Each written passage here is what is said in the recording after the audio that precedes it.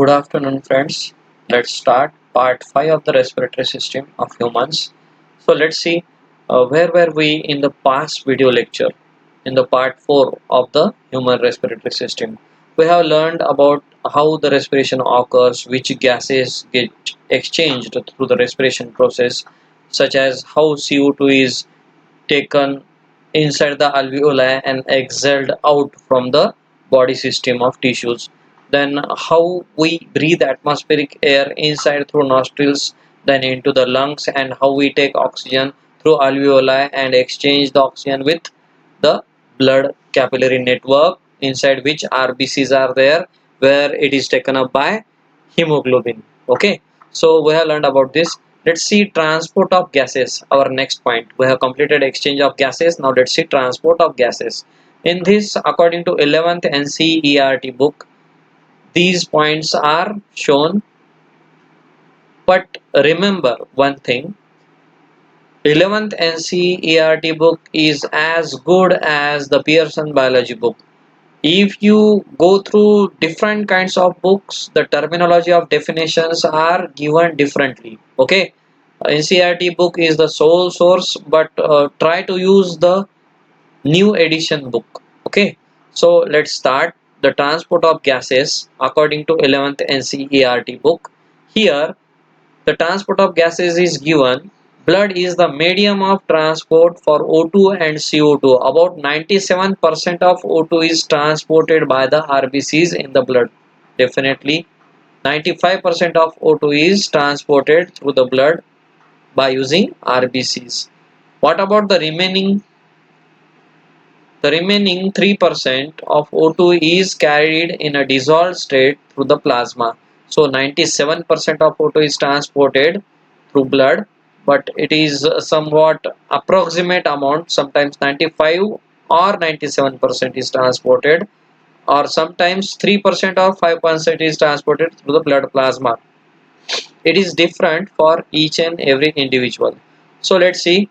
The remaining 3% of O2 is carried in a dissolved state through the plasma. Nearly 20 to 25% of CO2 is transported by RBCs, whereas 70% of it is carried as a bicarbonate. Okay, 20 to 25% of CO2 is carried out by RBCs, transported by RBCs, whereas 70% of is carried as a bicarbonate. Okay, about 7% of CO2 is carried in a dissolved state through plasma.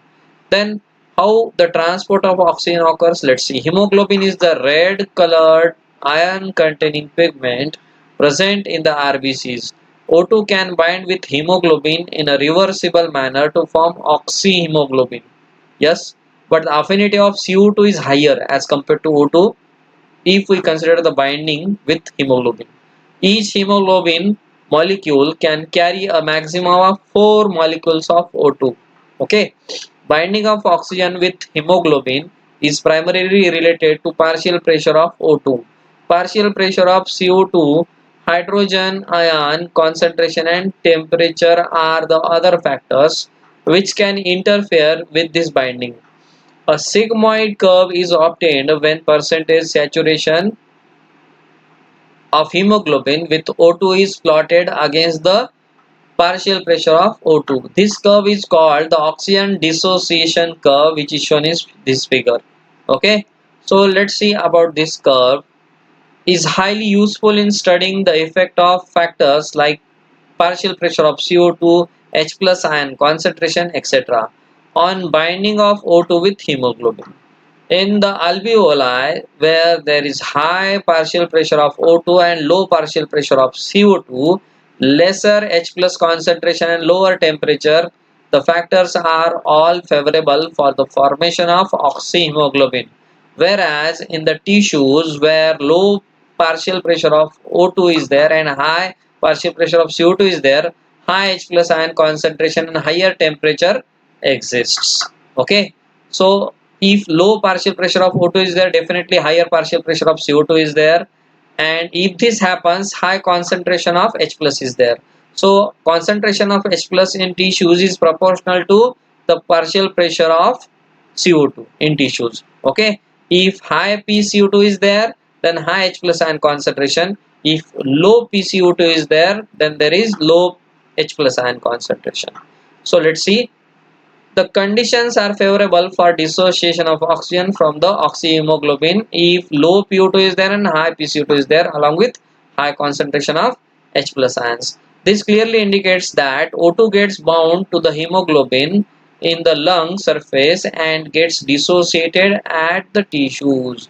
Every 100 ml of oxygenated blood can deliver around 5 ml of O2 to the tissues under normal physiological conditions. Every 100 ml of oxygenated blood can deliver around 5 ml of O2. See, every 100 ml of blood can deliver only 5 ml of O2 under normal conditions to the tissues. So, blood must be circulated continuously to oxygenate and deoxygenate near alveoli and by using heart. Okay, let's see. Transport of carbon dioxide. CO2 is carried by hemoglobin as carbaminohemoglobin. As oxygen is carried by hemoglobin as oxyhemoglobin, the CO2 is carried as carbaminohemoglobin.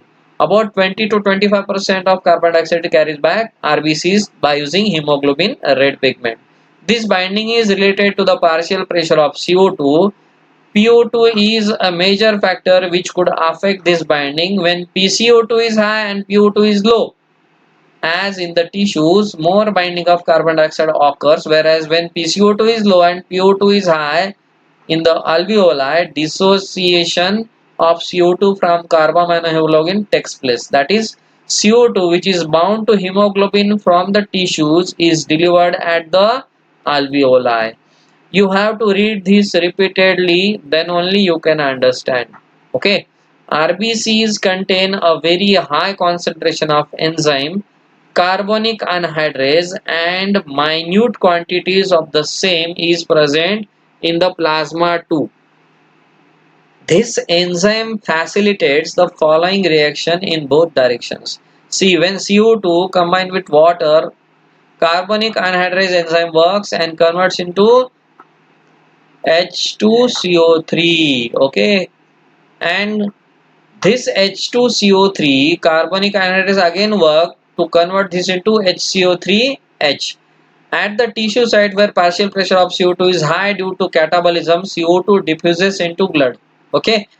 At tissue site where CO2 is high after the digestion process, after taken up of nutrients and production of waste as CO2, the partial pressure of CO2 is high near the tissues and inside the tissues. At the site of tissues where CO2 diffuses into blood, RBC and plasma and forms HCO3 minus and H plus. At the alveolar site where PCO2 is low and the reaction proceeds in the opposite direction, leading to the formation of CO2 and H2O, the CO2 is trapped as a bicarbonate at the tissue level and transported to the alveoli, released out as CO2. Every 100 ml of deoxygenated blood delivers approximately 4 ml of CO2 to the alveoli. So every 100 ml of deoxygenated blood can release 4 ml of CO2 to the alveoli. Yes, CO2 is released towards alveoli and O2 is released towards tissues. Then let's see how this regulation of respiration occurs. In human beings, we have a significant ability to maintain and moderate the respiratory rhythm to suit the demands of the body tissues. This is done by the neural system. Yes, due to neural control and coordination, we can coordinate all the organs and systems of our body, because of which we can maintain our day-to-day life. Okay, a specialized center present in the medulla region of brain called respiratory rhythm center is primarily responsible for this regulation. Another center present in the pons region of the brain called pneumotaxic center can moderate the functions of the respiratory rhythm center. Neural signal from this center can reduce the duration of inspiration and thereby alter the respiratory rate. A chemosensitive area is situated adjacent to the rhythm center, which is highly sensitive to CO2 and hydrogen ions. Increase in these substances can activate this center, which in turn can signal rhythm center to make necessary adjustments in the respiratory process by which these substances can be eliminated. Receptors associated with aortic arc and carotid artery also can recognize changes in CO2 and H plus ion concentration and send necessary signals to the rhythm center for remedial actions. The role of oxygen in the regulation of respiratory rhythm is quite insignificant. Sometimes if our breathing gets unusual or improper and we lose rhythm of respiration, shortness of breath occurs as in the asthma patients. So let's say according to the Pearson's book, the respiratory epithelium of the nasal cavity and conducting system is shown here. Movement of mucus to pharynx occur from the left side of this respiratory epithelium of the nasal cavity, and this respiratory epithelium of the nasal cavity constitutes various parts. These parts are ciliated columnar epithelial cell part, then mucous cell part is shown here, stem cell part is shown here, mucus layer is shown here. This mucus is secreted through mucous cells. See, this is yellow colored mucus which is being secreted through mucous cells. Lamina propria is the below lining of the ciliated columnar epithelium below the stem cell. Then in the C diagram, that is conducting system, cilia are shown here, lamina propria is shown here, nucleus of columnar epithelial cell is shown here, mucous cell is shown here, basal lamina is shown here, and stem cells are shown here. Okay, same diagram, but it is a sectional view of only this section shown in B diagram. Let's see next point. There are several modes of breathing. Respiratory movements are classified by pattern of muscle activity into quiet breathing and forced breathing. Quiet breathing is known as eupnea. What is eupnea? Let's see. Involves active inhalation and passive exhalation. Diaphragmatic breathing or deep breathing is dominated by diaphragm. Coastal breathing or shallow breathing is dominated by rib cage movements. Okay, so these are quiet breathing, three types of eupnea: active inhalation, passive exhalation, diaphragmatic breathing or deep breathing, and coastal breathing or shallow breathing. Let's see forced breathing, also called hyperpnea. Okay, let's see. It involves active inhalation and exhalation assisted by accessory muscles. Maximum levels occurs in exhaustion. When you are exhausted, this forced breathing occurs. Suppose you are running and suddenly you have stopped due to tiredness after long time running. What will happen? You will get exhausted and you will start forced breathing because more and more oxygen required by body due to the excess exercise. Okay, running is a exercise. Let's see respiratory rates and volumes. Respiratory system adapts to changing oxygen demands by varying the number of breaths per minute, that is respiratory rate, and the volume of air moved per breath, that is tidal volume. So we are learning here according to the book of Pearson what is tidal volume, what is respiratory rate, etc., etc. So respiratory volumes that we will investigate according to Pearson's biology book, as in comparison with NCERT 11th book, are tidal volume, inspiratory reserve volume, expiratory reserve volume, residual volume, vital capacity, etc., etc. So let's see tidal volume. The amount of air you move in a single breath, that is approximately 500 ml. So in 11th NCERT book it is given that we breathe about 12 times in a minute. So multiplied by 12, that will give you 6 liters of air in a single 1 minute pattern of breathing. Okay, so definitely it is correct, but here the number of times we breathe in a minute is not given according to Pearson biology book. Inspiratory reserve volume is also there. Amount of air you can forcibly take in, yes, the definitions are same. About the TV, above the TV means after excluding the levels of the tidal volume, whichever amount of air you can forcibly take inside is the inspiratory reserve volume. That is amount of air you can forcibly take in above the TV, that is 3 liters. Okay, then expiratory reserve volume, amount of air you can forcibly exhale past TV, means after normal exhalation whatever air you can forcibly exhale more than the normal TV is expiratory reserve volume.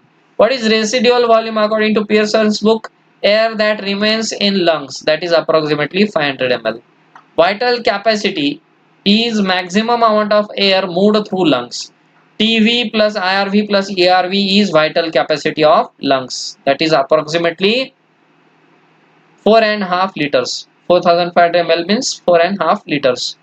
Let's see a cross section of respiratory tissue according to Pearson's book. This is respiratory bronchial cross section. Branch of pulmonary artery is shown here. This is alveolar duct. Empty space here is alveolar duct. Then alveolar sac is also shown here in this cross section. If you see here in another diagram, same, but the diagram is somewhat larger. You can see here alveola, alveolar sac, alveolar ducts. Okay, so let's see how this PCO2 PO2 works.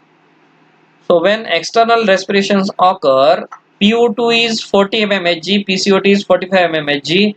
Inside alveolus, PO2 is 100 mmHg, PCO2 is 40 mmHg. What is PO2 and PCO2? Partial pressure of O2 and partial pressure of CO2.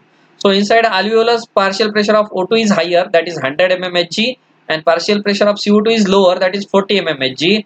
When it goes inside the capillary network attached to alveolus inside the blood, the deoxygenated blood coming is having PO2 40 mmHg and PCO2 40 mmHg.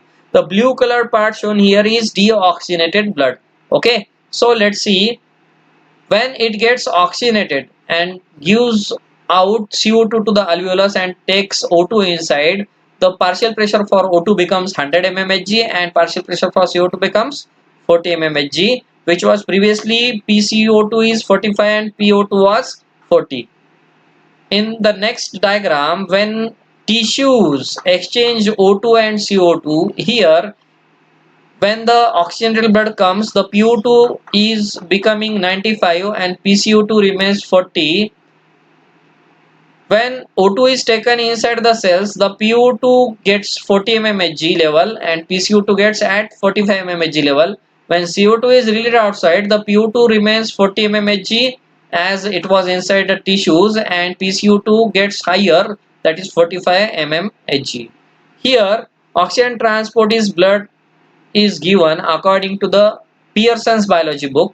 Here the capillary endothelium plays a role. O2 is dissolved in plasma of arterial blood, that is PO2 is approximately less than 2% here.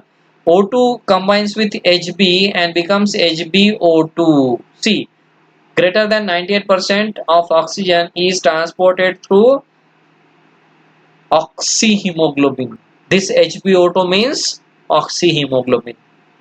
It is transported to the cells.